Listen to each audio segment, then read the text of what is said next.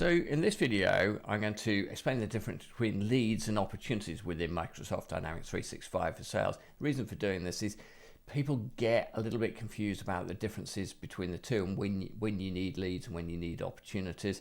And I've seen some very strangely set up systems as a result. So let's go into the system. I'll show you what I mean by leads. So I'm in the leads area here, specifically in an open leads view. If I wanted to add a new leads, I can just go to the top here and click plus new. And that brings me up the new lead dialog. Now in reality, and I'll talk about the use cases for leads in a bit, but in reality, most people are not going to be adding leads records manually. Typically you're going to have some integrations that are pushing leads from, say, landing pages or your website, contact us form, or they're going to be coming in via import. As I said, we'll touch on some of the use cases moving forward, but I'm going to create one manually and just walk through the functionality of it. So I'm just pre-created a name for this lead, and let's put this as in Richard. Let's call it a test record. And let's call the company Fiction. And all the data in the system here is test data. And it's fairly limited test data at that. So I've inputted some basics in there. Let's just save this. And when I save this, let's just walk through what we see here. All right, that's now saved. So firstly, I can see top left-hand corner, this is a lead record. I can see the data I've inputted in there. I've got things like timeline. And then I've got across the top here, this business process bar. And at the moment I'm at the qualify stage, and it in principle lets me move on to develop pros and close. It doesn't, but I'll touch on that in a second. And I can see what I might need to do to qualify in that business process bar.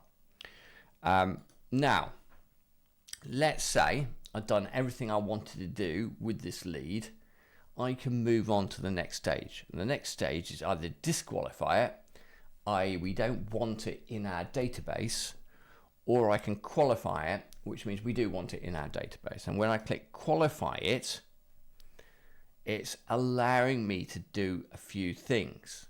So it's saying to me, do we want to create a new account, which will be Fiction Inc., which is what I input in there. I've got the option of tying this up with an existing record, not creating a new one, but just linking the lead with a new record. Or, again, we've got contact. Again, create this Richard test contact that I added, or use an existing one, or none at all. And then I've got the ability to create an opportunity record if I wish to. If I don't, I can just bin it. So I'm going to say, let's do all of that. So effectively, I'm converting a lead into an account or organization, into a contact, or, well, and an opportunity. So there's not ors. Account, contact, and opportunity. Now, all I need to do that is click the qualify button. That goes off and thinks about it for a second or two. And what it's going to do is generate those records for me. So let's just let that all run. And that's now created it. So I've now created a new account, new contact, and new opportunity. And when I click finish, Microsoft always wants my feedback at a bad time. Go away. Right, when I finish, it looks kind of as if I'm still in that lead record, except I'm not. I'm now in an opportunity record, completely different record. Now, some of the data I put in that lead has moved across. This business process bar is the same across the top here, except I can now move into further stages.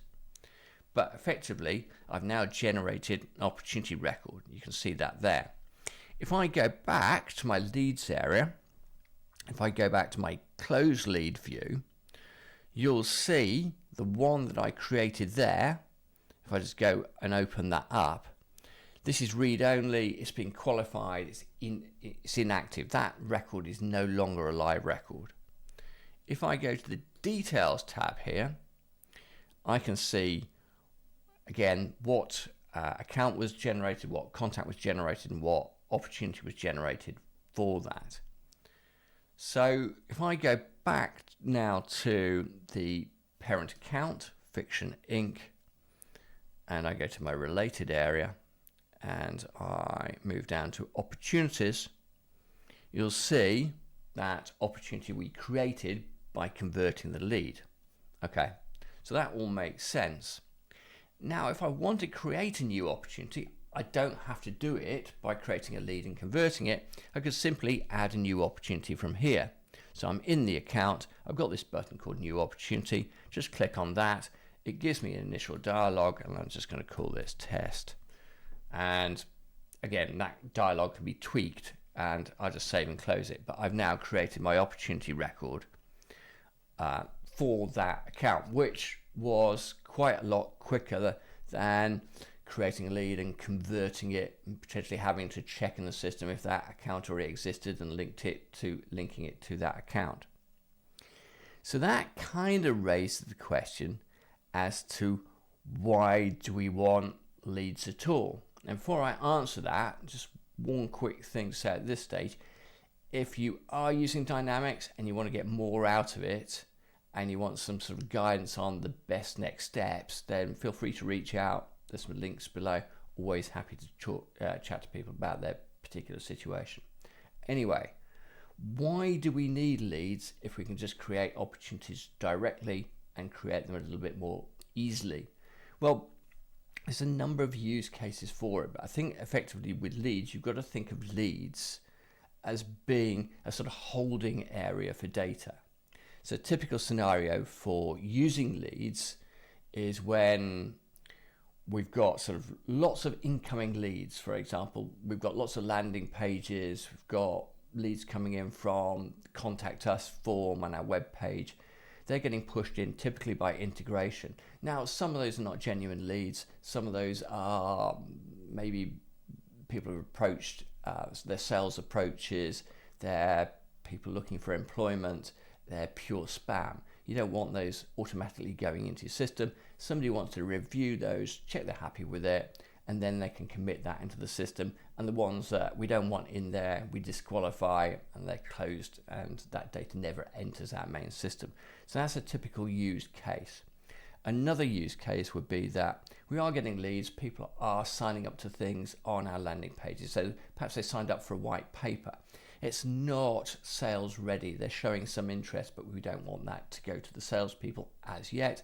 So we might put that into the leads area for the team to develop it until it is sales ready. Then we can convert it into an opportunity record that the sales team can then progress.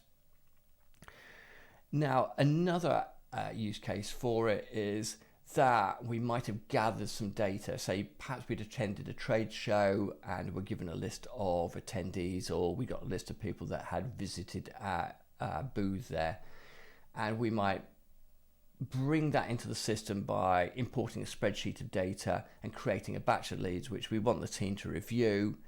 We want them to check it doesn't already exist in the system. We might want to improve and add to the data before we commit it into the system.